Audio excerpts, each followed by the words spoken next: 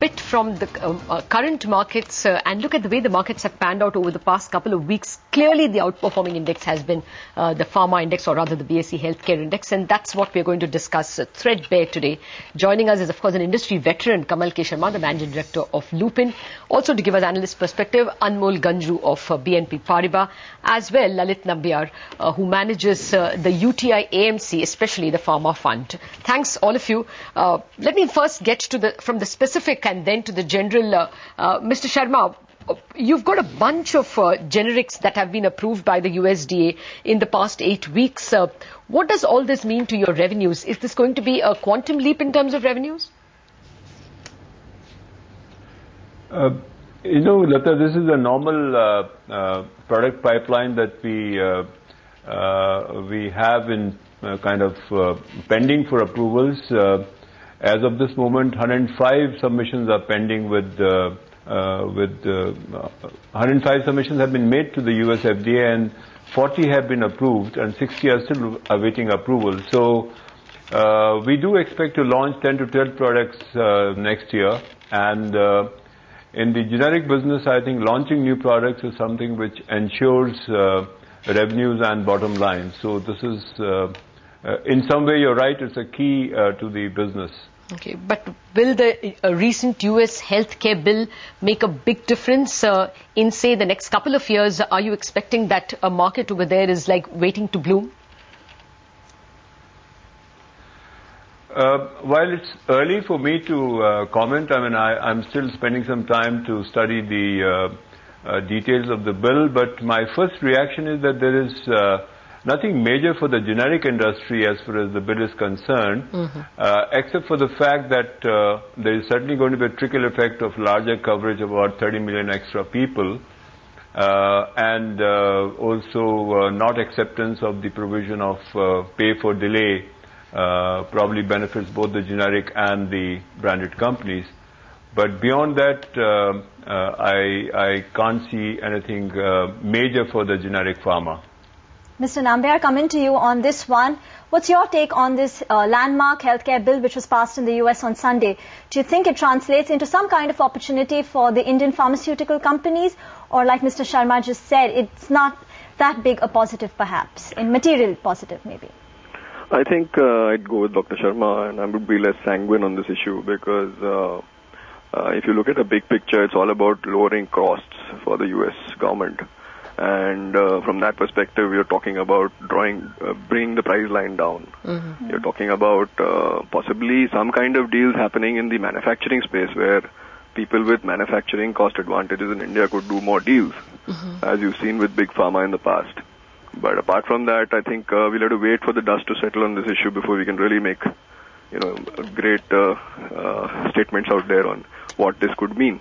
So that's where I would be on it. Okay, Anmol, let me get beyond the US bill itself. One has seen this substantial improvement in pharma, the outperformance of the pharma index itself. Would you say that the industry or the environs in the industry itself is changing? Does it mean greater acceptance of Indian generics, greater outsourcing by multinational companies? Are we in for a kind of a secular growth in the pharma space itself? Yeah, although you're not off the mark as far as the assessment of the broader environment goes, but I think from a stock selection standpoint, we have to always be cognizant of the fact that, pharma headline opportunity as a story gets repeated every 5 years. And for all we know, this time it could be no different. The fact of the matter remains that the headline opportunity for most of the Indian pharma companies, if you take a slightly longer term view, starting 2003, has always been there. The disappointments have come in specific challenge with respect to execution, compliance standards, and then companies going and misjudging completely the size of opportunity available. Now, that's clearly something that the lessons of them have been incorporated by some of them. But I think what we have to be careful while analyzing is that how does this broader, favorable macro translate into revenue numbers for specific opportunities and specific companies. And there also, again, we think that there'll be winners and there'll be losers. Okay, we'll come to you with specific names for sure, Anmol. But Mr. Sharma, you are also foraying into the biological space.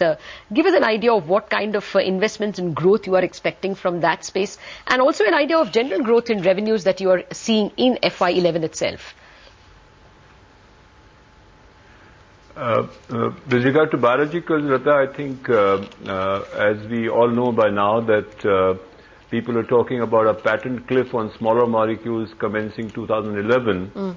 And it just so happens that the biological molecules, the blockbusters, are going to see patent expiration thereafter, especially some of the major monoclonal antibodies are going to lose patent. And therefore, it's time that some of the strong companies took on this particular task. We have also started work about 3 years ago in this area, and currently we have about 8 proteins in various stages of development. Some of them are now entering clinical trials in India. And to that extent, I think the US bill indicating creating of a pathway for biologicals is indeed heartening. Europe already has some kind of a pathway, and there are a couple of approvals which have happened. So I think for a company like Lupin, which has been aggressive and which has been growing at the rate of about 32% in top line and 53% in the bottom line net income, we certainly believe that it will be an opportunity that mustn't be lost sight of, and we are all prepared to seize it at an appropriate time. Anmol, a stock-specific take from you. You're quite bullish on Glenmark Pharmaceuticals. You've set out a target price of 324, much higher than the current market price of 250. And previously, there was some disappointments from this in terms of Oglimilast. Where do you think this driver is going to come in from? Would it be its molecules or the fact that they've managed to reduce their debt? So what is the growth driver for this company? Again, specifically with respect to Glenmark, if you look, track the business performance, what's happened is that the disappointment on the stock has been led primarily by some of these drivers not coming through. We're not coming out and saying all of that is going to change dramatically, but what's important to note is that Glenmark is a very strong base business, and as a consequence of the challenges that they've faced on the R&D front, they've started getting focused on that and made good progress as far as some of the key indicators, whether it's receivable days, whether it's product launches, etc.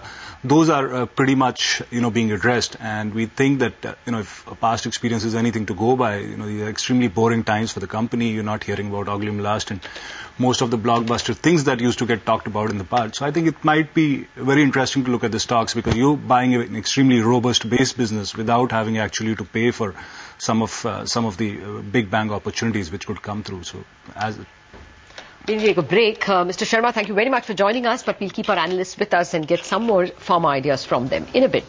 Tell us what kind of stocks do you like what are you betting on now? See, again, we don't go and kind of disaggregate the overall space into subsegments. We look at them from a very bottoms-up perspective. And based on the demand environment and specific filings, we continue to like Dr. Reddy's and Aurobindo Pharma at this place. Lupin has been an outperformer in that sense, and we think nothing changing with that business. The earnings stay robust, the pipeline looks extremely good, and that's something which is going to drive business for them. And the other thing to note with respect to Lupin is, as Dr. Sharma just mentioned, it's one of the few plays in India of that size, which is a play on biogeneric opportunity. And just to tie it with the healthcare bill, all the incremental cost savings which can come from the US drug bill have to be driven by biogenerics. All right. Okay, Anmol, thanks a lot for all those ideas, and that's